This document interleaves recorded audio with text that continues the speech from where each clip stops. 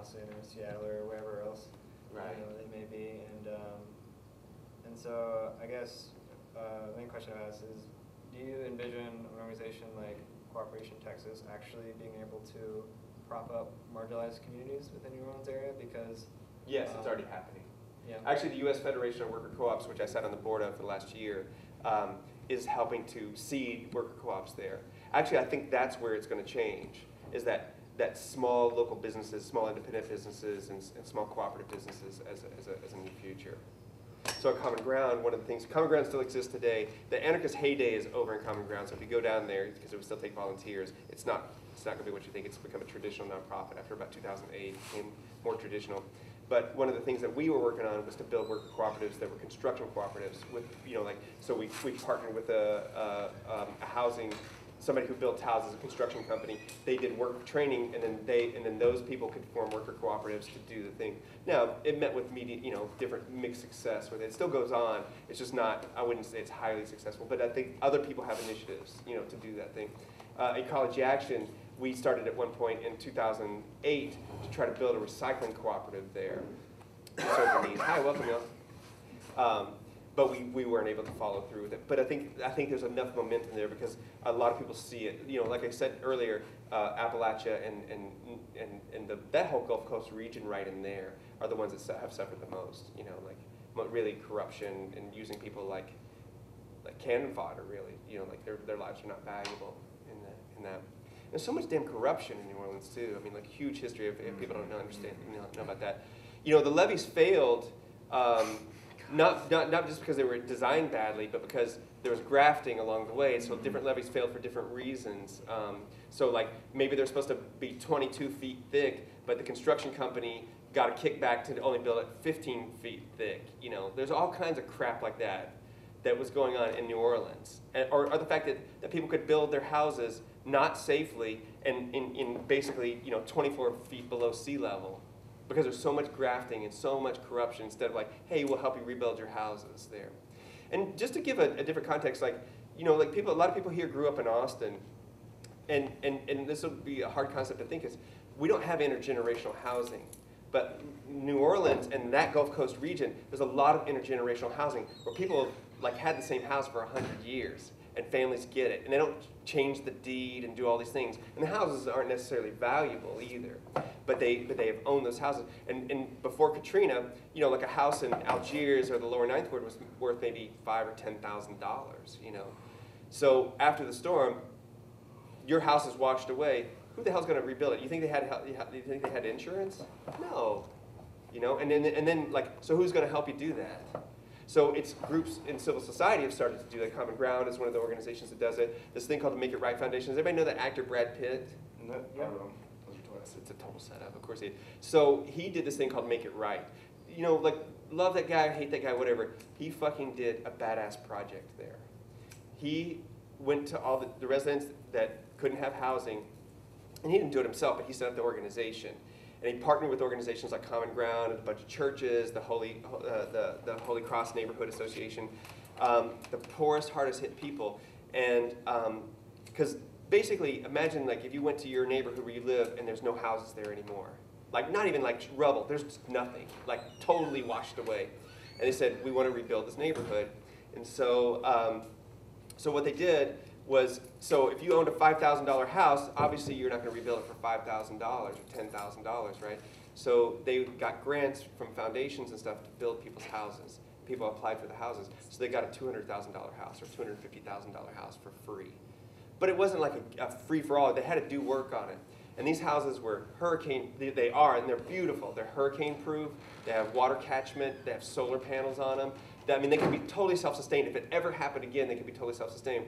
And they got all these architects from around the world to design these crazy designs for houses. And they also designed very traditional New Orleans shotgun houses. And they let all the residents pick which one they wanted. Each applicant could say, you could choose between these 15 houses they want. And everybody chose the crazy designs. So now if you go to the Lower Ninth Ward, it's like, it's beautiful. It's all fields in some areas. But then there'll be like these rows of like these crazy modern houses that are beautiful. Like that's how we can do things. And again, we were talking about power and privilege earlier. Brad Pitt took his power and his privilege, he put in millions of dollars, but he got other people to put in millions of dollars because he had access to that. Because the person on the block didn't have access to $1 million. They didn't know anybody that had that kind of money, you know? And he put power and privilege into work to support these communities. So we had thousands of volunteers coming in. We would have 5,000 people at any given week working on projects, on 150 projects in a week. So, so there was always disagreements, and there was also disagreements about what anarchism was, you know, because I wouldn't, you know, because we formed a more central committee of coordinators. There was about 40 or 50 people at one point to design what projects we would take on and manage the programs and stuff like that. And they could organize however they wanted to, each of these on each of the projects. But anarchists would come in, or radicals would go like, well, I want to start this project, and we'd go, no, because you're going to leave next week. You know, or they'd go like, well, y'all should let us control the money. You know, I'm like, but why should I come to a meeting with 500 people and let you decide what to do with the money? You're going to be gone next week. But there was huge arguments around that. Like, what is horizontal organizing? What does it look like for us to do these things? And the Occupy movements totally ran into this stuff. Which leads me to this whole thing about groups. In groups, there's two kinds. There's open groups and closed groups. I am a firm believer and would recommend closed groups for everything. Small, closed groups that are not, they don't just create cliquishness, but you can have trust with people that you work with, because then you can start to develop your principles out of that. And I don't know if y'all want to, do you want to open up a whole thing about that? Or, I mean, there's a lot of fatigue. I mean, it's like 9 o'clock, we've been here for a long time. Yeah. How do people feel? Would they, I think, like, ideally we would kind of shoot for 9, 9:30. I feel like I'm in a denouement right now. Because there is another event happening, but not till 10.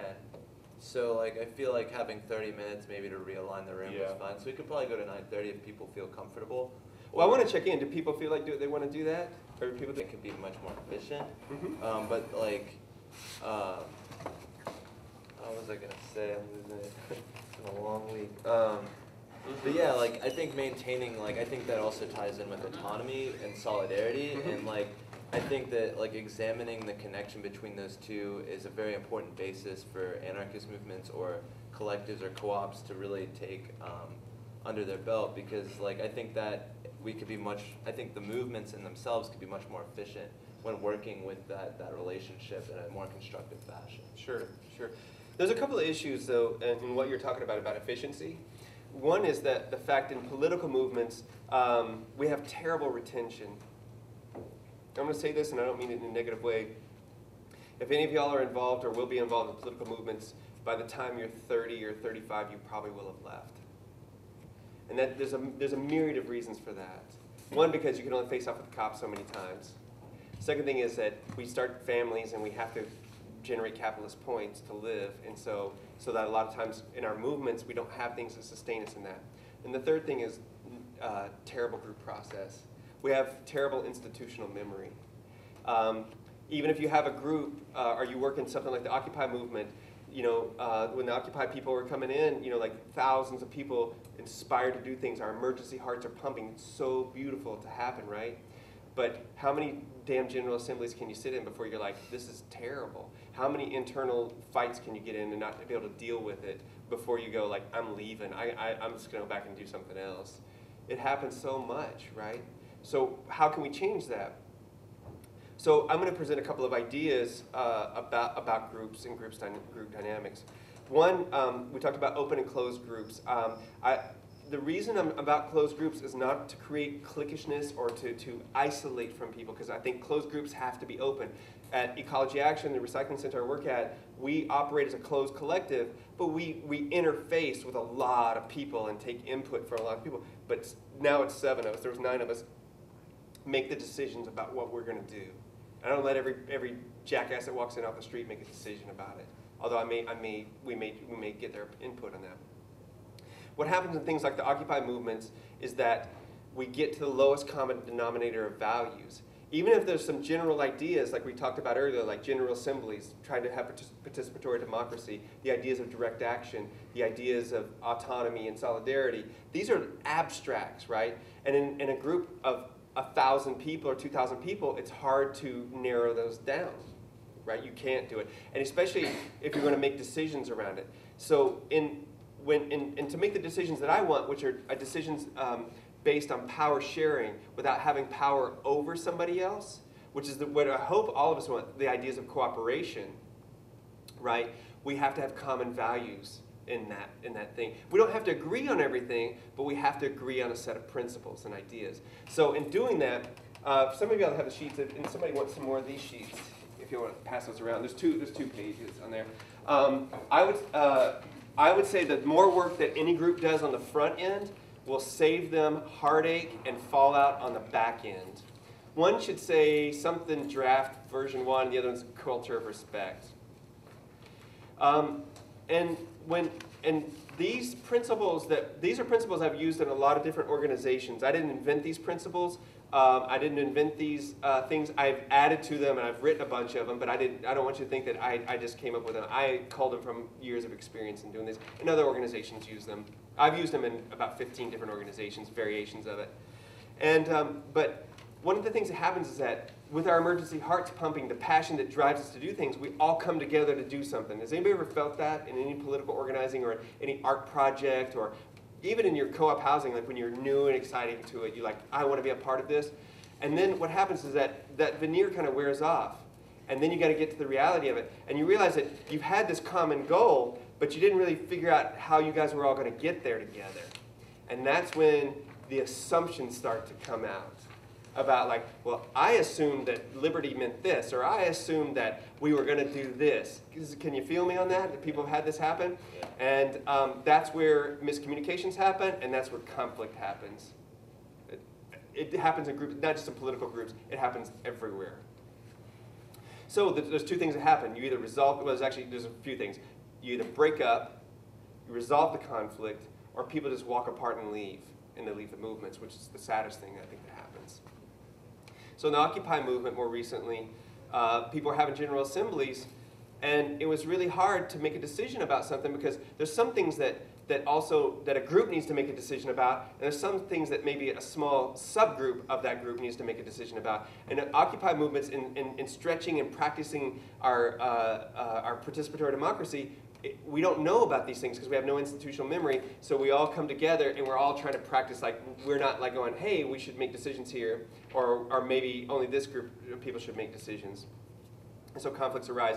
The other thing that happens is that any asshole off the street can walk in and start making decisions and have the same amount of power of people who have been to every General Assembly for the last 3 months, who is totally plugged in, and some person, it walks in, it's terrible.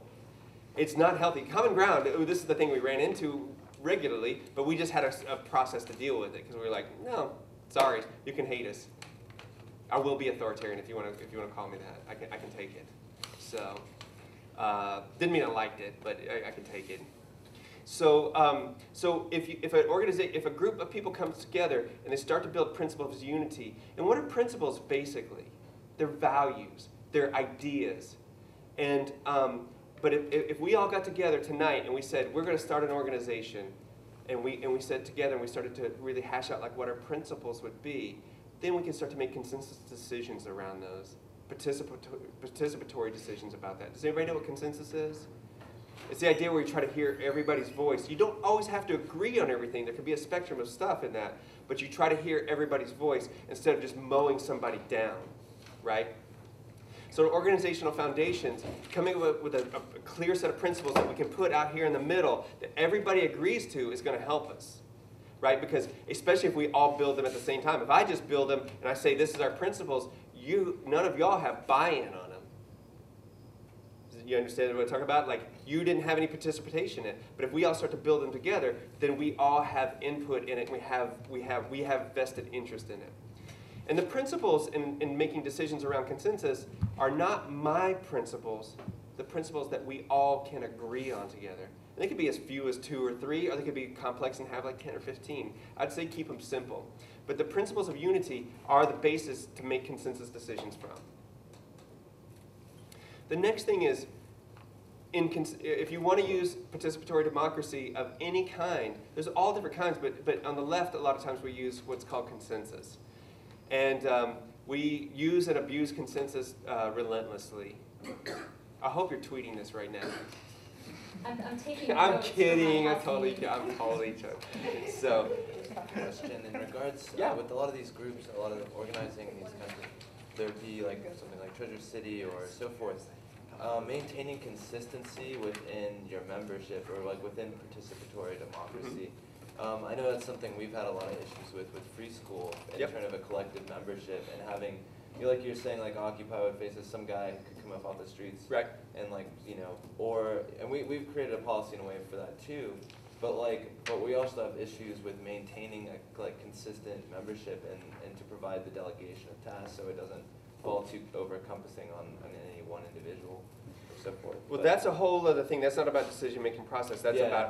that's about organizational structures, Yeah. like the recruiting and maintaining people and maintaining their interests and stuff like that. If you want, we can like totally. I guess afterward. Okay, remember it. Will you remember it? Yeah. So we'll come back to it. So let's continue on making decisions about something. So consensus as a decision-making process is a set of ideas, right? How many of you would know that there's probably 150 different models of consensus? Yeah, there probably are, at least, if not 1,000 different ones. So the next thing I would put in there is decide what model of consensus your organization is going to make, right? And there's no right or wrong answer to that.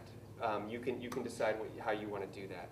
And but pick the model and make sure that everybody who is part of your organization is trained in that model so that you're all using the same conversation, the same hand signals if you have that, all the different things, but everybody's clear that they know how it works, because otherwise people can abuse the power of knowing how to use consensus better than other people, and it becomes just like Robert's Rules of Order.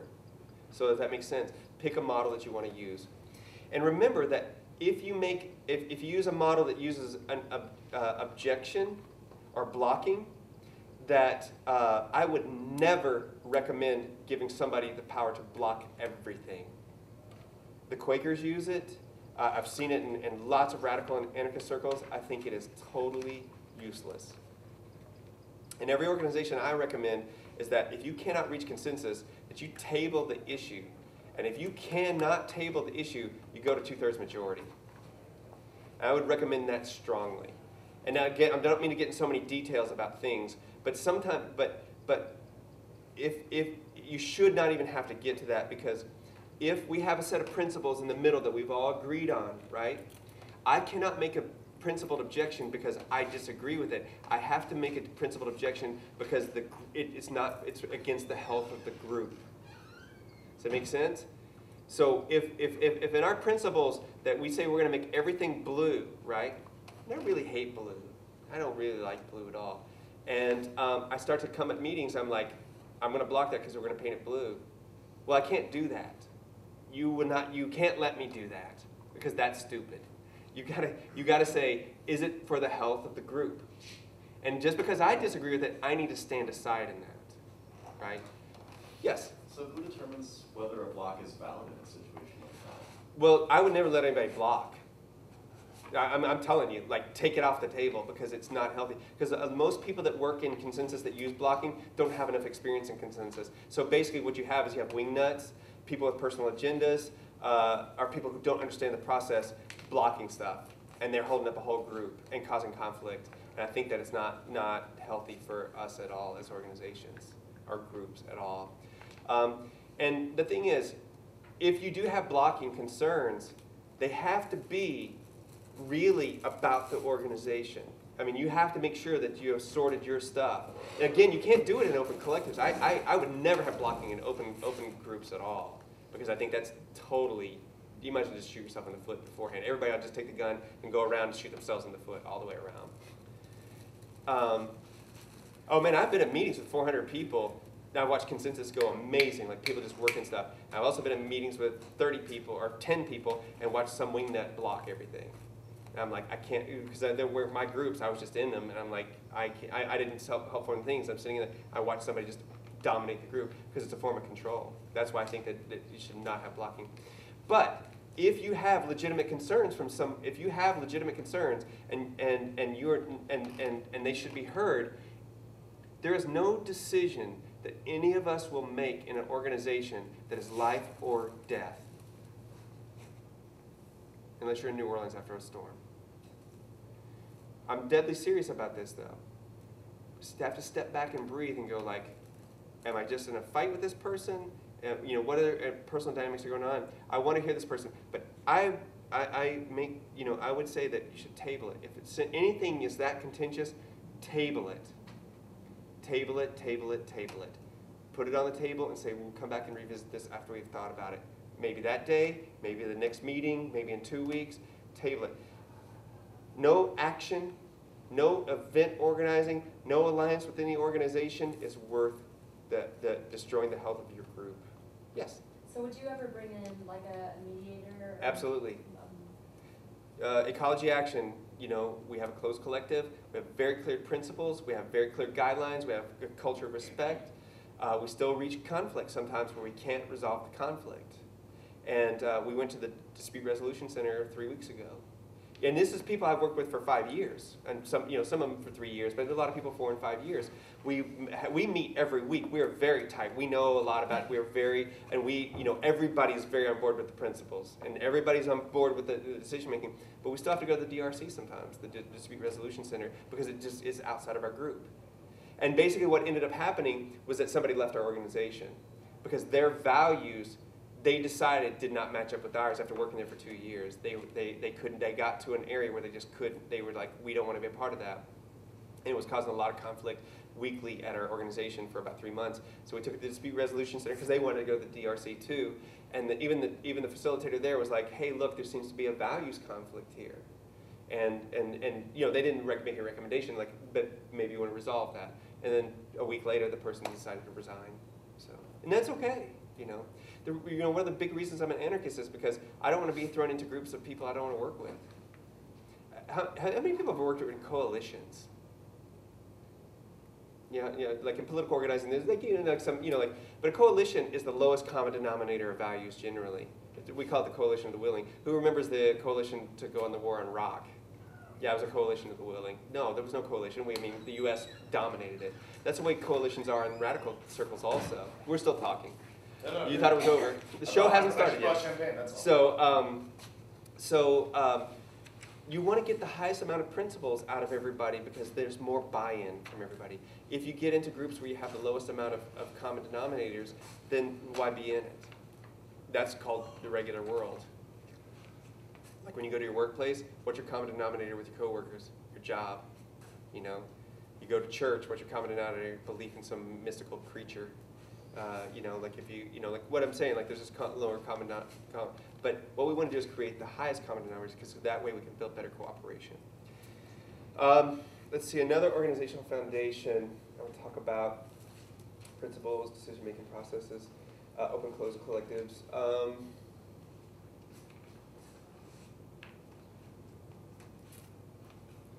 Hold the thought. Something's really important. Again, anarchism is not about rules. It's about, do people know the difference between like a rule and a guideline as a basic concept? So a rule has some mechanism of force that some negative consequence will happen to you if you don't do it. So most of us follow the rule of law, whatever it is, because we're afraid of some force. When I say fear, it's at some level, like I don't want to get busted, or I don't want to get harassed by my boss, or whatever it is, right? Guidelines, on the other hand, are the ideas that we come to shared values because we want to. We come to shared rules because we want to. And in like Ecology Action, we don't have policies, we don't have rules, we actually have guidelines. Everything that we make, every quote-unquote rule that we make because we all want to do it. On our hiring, our firing, our vacation policies, how we pay ourselves, how we deal with community service workers. All these things that are in this manual that you would see in a manual are guidelines. And what we do is we leave it up to the autonomy of the person to follow that guideline how they want. There's no right way to follow that guideline. You can come at it however you want, as long as it doesn't affect the collective or us individually. And that's a powerful thing because that's about consent. I consent to be here because I want to. I consent to be a part of this quote-unquote rule because I want to. How powerful is that? Then we start to take over our own lives. All of these things start to build power individually and as groups. And it's different than power from above. This is true grassroots power. And I think it's really important. It's not semantics. It's not, you know, I'm definitely telling you, how many people buck when they're forced to do something? I do. If somebody's like, you have to do that, I buck. But when they say, would you do that? Or do you think we could do this together? That opens this other possibility. Man, I'm there. In fact, I'm there plus. Do you know what I mean? There's a total difference in that because I have a buy-in to it and I have power in the situation. Because we want to share power. We don't need this. How's hierarchy working out for everybody? Great, right? No, it sucks, right? What was your question? Oh, my question was Or comment. So you talked. We're still talking. Quakers, and then you mentioned like churches meeting on the lowest common denominator. And I was wondering where the Quakers felt that. Well, I think it's different. I don't think there's a universal consensus on Quakers. I mean, you know, I think there's friends at all different levels, and I think some people just get to that spiritual, mystical, magical elf thing, and some people come because they have community. Some people, I mean, there's all different kinds of interests. That's another thing. I mean, actually, you brought up a thing. There's a concept called point of intersection. It's the idea that we all come to something for different reasons. Say there's a goal right here, and we've all gotten together for this goal. All of us have gotten there because for different reasons. Some it might be love interest. Some it's because they have unresolved childhood issues. Some people it's because it's a sense of community. There's all different points of it. Some because it rationally makes sense to them. There's all these different things. This stuff's in my book. If it would help you at all. A lot of these concepts are in my book. I'm not here to hawk my book, but I have some for sale. But I talk about a lot of these things in my book. Also, I've written a lot about it. You can go to my website and you can find a lot of stuff written about these things. Points of intersection I think is a really important thing because in political movements we really only want to, we have a history of only wanting to bring people in this one way, which is protest. Resistance to something without, and I'm saying, look, maybe we need to try these other ways that people come in for all these other different reasons: emotional, spiritual, political, rational. You know, that's intellectual. There's all different kinds of reasons. So the Quakers, I don't know. I mean, there's all different kinds in that. I mean, I was speaking with a broad brush about religious organizations, you know, earlier, obviously. Yes. Okay, so I don't know. You probably already talked about this, but so you helped start Ecology Action? No, I didn't help start it. I just have been there for 6 years. Okay. 42 years old, that organization is, yeah. Okay, so maybe this question isn't relevant anymore. I was going to try to see if, like, whoever, maybe you still know the answer to this, whoever started the organization, if they started with, like, kind of a vision of what they thought they wanted it to be, and then if it ended up, like, transforming into something else, or, like, absolutely. Were there 9 or 7 people originally, or was it like there's going to be a bunch of people and no, then it it got totally smaller? did. That's a great question too, actually. I really like, because we did talk about this earlier. I didn't talk about Ecology Action specifically, but we talked about the concept of that whatever we imagine today, it's going to be different in the future, and that future generations will also look at it differently. Every idea is like that. Every organization, institution, state, everything is like that. Do you think those assholes that framed the Constitution here, if we transported them in time from back then to today, that they would recognize the country that they helped found, stole, you know what I mean? No, because all ideas look different. Ecology Action is a great example of that. A bunch of volunteers came together, 5 or 10 people came together in this neighborhood, started doing it because of Earth Day in 1970. What the organization is today, some of them hate it. Actually, one of the founders of it, who I will not name, hates the way the organization is now because he didn't like it because it became non-hierarchical. He was one of the people back in the day that wanted to be hierarchical, although it was a horizontally organized volunteer collective until from 1970 to 1975. And remember the idea we were talking about, which I didn't name, it was a mutual aid network. We were talking about Mondragon earlier in Spain. We were talking about the Evergreen, when that guy was here, we were talking about Evergreen, about building these alternative economic systems and stuff. Well, Austin had one in 1975. From 1975 to 1977, they had one here, which involved numerous organizations, local farmers, distribution, everything. They were trying to do a closed-loop system. It failed miserably for a number of reasons, and only 2 organizations exist out of it: Ecology Action and Wheatsville. But it was anarchist organized, so it was all horizontal. That was the whole thing they were doing. But Ecology Action, after that, became a hierarchy, went to a traditional nonprofit model, and from the late 70s up through 2000 operated with an executive director, which would, some of the volunteers who I've talked to in